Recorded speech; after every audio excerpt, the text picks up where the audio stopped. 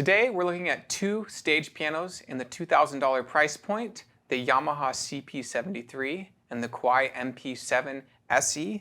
These are professional level stage instruments. We're going to be comparing the two and going over the feature set and seeing which one might be right for you.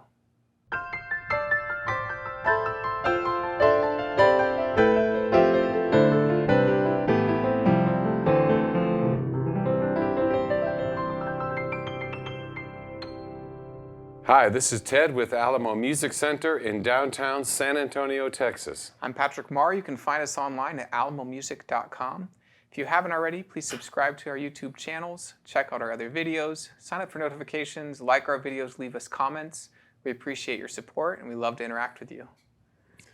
Funsies. Ted, the stage piano. The stage piano. I've done gigs with this one before and not quite this one. I've done gigs before with the MP7SE. I know you tried, yeah. Stage pianos is an interesting unit because you think of digital pianos today and they all serve different purposes. You know, you have like the little small portable keyboard that a lot of parents like to buy their, 5-year-olds and younger, and it has spring action keys. It's got hundreds of voices on it. It's really kind of just like a fun musical instrument that gets you looking at the keyboard and imagining playing the instrument. And then you move up and there's 88 weighted keyboards that people take to college or they play in high school, and it's really kind of that like first entry into this is suitable for learning piano. And a lot of teachers say, hey, you at least need to have 88 weighted keys, and that price point is somewhere between $400 and $800. There's lots of options between there. As you move up and you go kind of towards that $1,000 price point to $1,500 price point, you start seeing some really cool instruments, usually with speakers on them, usually with varying actions that will feel more like a piano, or they'll have more recording technology on it, or they'll have Bluetooth, and they'll have all these things crammed in them. And it's been very confusing to find what's the best one in that price point. But today we're looking at stage instruments and what I call a professional level. It's Pro Gears, you can tell just by looking at all the connections in the back. Yeah, it's like looking at the back of a mixer. And you look how it's set up. It's if buttons turn you on, or if there's a turn on button for something, the stage piano is going to have it. Okay, this is a good point to put in just our store's personal reference or referral point on, say for instance, these exact two keyboards. We have rented both of these, and everyone says no problem, everything's great. But people do talk about how they like the layout on the CP73, and that's important because for first-time users, this thing is a cinch. On and off, this block works. On and off, this block works. On and off, this block works. And the same thing with the effects down there. So it's great for a rental for like, hey, I got this keyboard I'm going to use tonight. Because there's pianos, electric pianos, and then synth and organ. And it's all just laid out real simple. Yeah. And that is always commendable because I know that takes a lot of, imagineering, kind of thinking like, how can we make this work so that when people get it, it works the way they think it works. Yeah, and the stage piano is set up for being stage ready. You get out there for your gig, and you have your sounds ready. You know exactly where you're going. You know what you're going to alter and which songs. And whether a lot of people use stage instruments for church settings, for gig settings, and they know the feature set pretty well once they become familiar with it, because it is what they go to weekly or nightly, depending on whether you're a professional musician or not. And so we're looking at these two today because they're very similar in price point. They are, and they offer a whole bunch. They're similar in layout too. I know they don't look anything alike. We've got nice, easy to use knobs where everything's identified and they have the little LED indicators. However, on the Kawai, it's laid out where it has piano, and then there's 1 through like 9, I think, and then there's a subset of 4. So when you go, and the main thing is that the number 1 of everything pretty much works. So it's a great sound. So I believe on number 1 you get the Grand EX. And then when you go to the electric piano, you get like, first Fender Rhodes, then you get the DX7, then you get like a Whirly. And there's 4 subsets of each. And if you want to layer things, you just click on the 4 different tracks and you have a mixer. Right, and then you have these to blend, and you can also use these with the organ as your draw balls, which you have on here, but you kind of have to click through them, and it doesn't really have the drawbars. They each have their pluses and minuses. I will say that overall, of course, when we demonstrate these, we're just listening to them through a little box monitor when we're playing. But in the headphones and everything, I do think they both have great sounds. In this price range, I like the way the Kawai played. It seemed to be a little sturdier. Reason for that is this thing's right under 50 pounds. I think it comes in at 46. And this guy here is like around 27, 28 pounds. Which is a huge difference when you're thinking about what you're lugging around. Absolutely. And we had that lady in the store last week that had been walking around with a 94-pound keyboard, and she was thrilled to walk out with something that was 38 pounds. I think she bought a Kawai that was around 38 pounds, and she said, nah, no problem. She picked it up. She was happy to walk out of the store with it.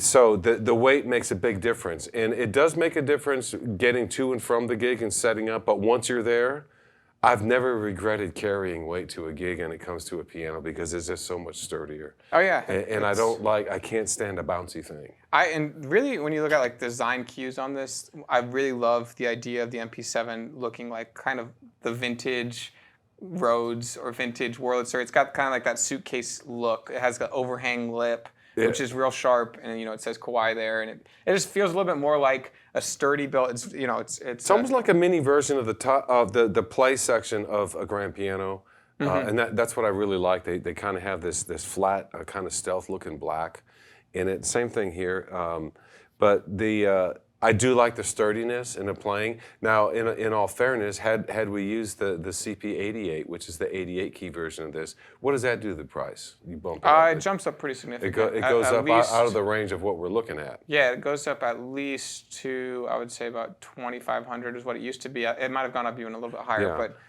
yeah. So this is $2,199. This is $1,999, right there at that $2,000 price point. Both of these have bigger brothers, and I think that would be a fair comparison. The MP7SE, which is Kawai's top of the line stage instrument, and we've done reviews of the MP7 versus the MP11. The CP88 is what you're referring to, which gets heavier and gets more expensive, but has wood keys, 88 full keys. Same with the MP11 wood keys, full weighted. So that would be a good comparison that we will do here in the future. But this is kind of like the entry into both of their stage units. Both have won many awards. The MP series from Kawai is a very well-renowned product line and has won a couple awards from the trade show. CP again has a rich history. We have a CP70 behind us, right. And so it's cool to see the kind of the evolution of. It says it right on there, CP the third set, and that's these. Yeah, CP70 and CP80, stage instruments which were really supposed to be piano replicators that created a whole new feature set, a whole new sound that we love today, the electric piano. Both of these have great electric piano selections in them. And let's take a listen. One thing to be aware of is the sound. The sounds on the CP73 are 180. 182 polyphony on these, which is interesting. Right. This had 256 polyphony and 256 sounds in it. Yeah, and this only has about under 40 sounds on it. Right. So a little bit less, I would say, full, but kind of the layout of this is something that's very attractable because it's very easy to kind of flip on and off. It really is, and the most desirable thing about this while you're playing it, and anyone that does gigs knows this, is that you have immediate control with analog knobs over the effects, the chorus, the phase, the detune, and each one comes with the ones that you would expect, the phaser, and then one has a couple different choruses and different phasers. And I love that about the design layout here.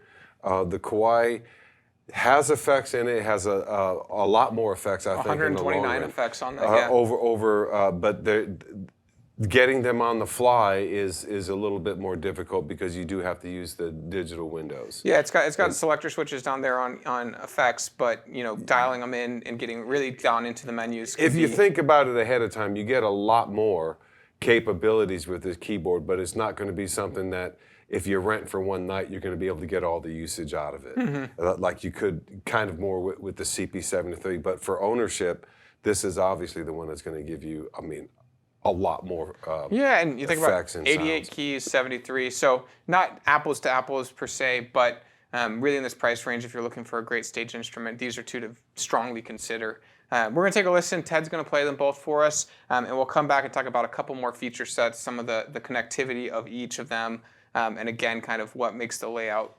more fun in one or the other. Right.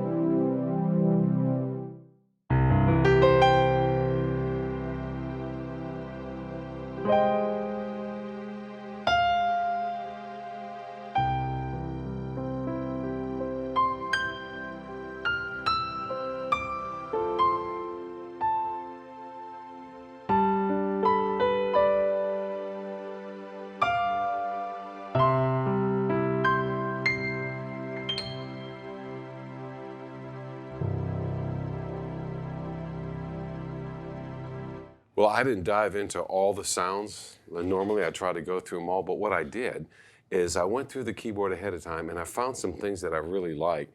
In the clavinet section, they have a clavinet that one of the sub sounds in there, I think it was like the third or fourth one, is actually a synth clavinet. And it's got a lot of nice little bite to it. So that you can put with something else. And I also enjoyed messing with the effects in each little separate unit in here. And whereas on here, a lot of times when you pick like, say, Electric Piano 1, that first one's going to come up with a Rhodes, and then there's 4 underneath it, and those are going to have the variations. A lot of times the effects are built in right there. The Whirly sound had that. It had a Whirly with tremolo, and so you can just click those on and off. So it's auto-selecting some of the effects It, for it you? is auto-selecting, and so like if you needed something on the fly, it's going to be right there. But it's just different. I guess my confidence level is a lot higher when you see a knob you can reach over and do it, as opposed to hitting a button and having to look at a screen. Well, I'll tell you when I gigged with this before, I had kind of like a cheat code right here, Okay. and I knew what songs we were playing, and it was like, okay, 2, 4, A, and I knew exactly what to hit on each one of them because it was already ready to go, and you're able to get there in a flash, Right. And what you're looking for. So yeah, I would say if you had countless hours with both of these, you would learn to love the MP7 more. But certainly in a studio, but recording if studio. you're someone who doesn't want to take the patience of learning something and wants to be ready to go with an instrument that you almost get full capacity of immediately, the intuition behind the CP73 layout, I would say, it was more well thought out. Yeah, the performer, player, jammer side of me says this is the one to take to a gig with a bunch of dudes where you're just going to make. Yeah, you flip on the switch of which right. section you want. It's really easy. It's a selector switch, and you just turn on and off what you're looking at. Flip through the knobs. Putting any two of these together is a cinch, whereas over here it's a bit of a hassle. It's a bit of a challenge. And so it's I would say versatility-wise, you'd probably get a lot more for the money on the MP7. Functionality and kind of the simplicity of getting a stage instrument ready for you night of.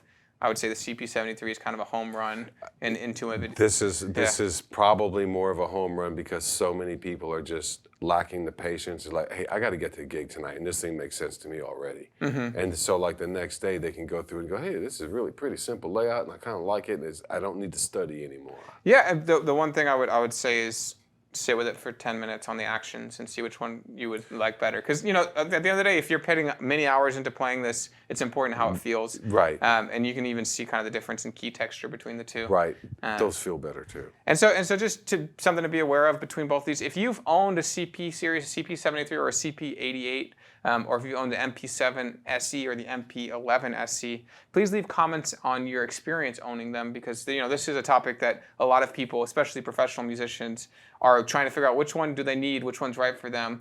Maybe there's another brand that we're not looking at today that says, hey, you should check out X, Y, or Z. Nord. Someone's going to mention that. Nord Nord makes a comes couple. up. Roland has a couple as well. But are looking at Yamaha and Kawai, you know, a little bit more focused on piano, I think is as the brain of both of these. So you get a great, incredible sounding piano instrument that comes out of here. The electric pianos are great. The organs are great. Everything else, I would say, you know, is supplemental and it's fun to mess with. But really, kind of the meat of this is going to be in those main and that's three not categories. even getting into the advanced features. Just the overall, you know, sound and touch, tone, timbre thing. Yeah, and then both of these are going to have incredible in and out technology. You know, audio ins, audio out.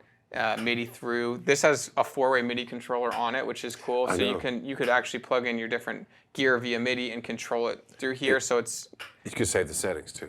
yeah. So I mean, it becomes very versatile when you start really digging in. So the 4-way MIDI selector, you could have 4 pieces of gear, one of them being a computer, all being controlled separately and simultaneously at the same time. So that's a really cool feature with the MP7SE. And you know, just really cool pieces of gear. So please leave comments if you guys have owned these and you said, hey, that was, you know, I loved having this. It was a home run. Or hey, I wish it did this. Or hey, you should spend more and get the MP11. Or you should spend more and get the CP88. Right. Please leave all those comments. I'm sure that will be very helpful to people. And we'll make sure to check out the MP11SE as well as the CP88 and do a comparison between those two. Thank you guys for watching. This is Ted Barstool. I'm Patrick Marr. We'll see you next time.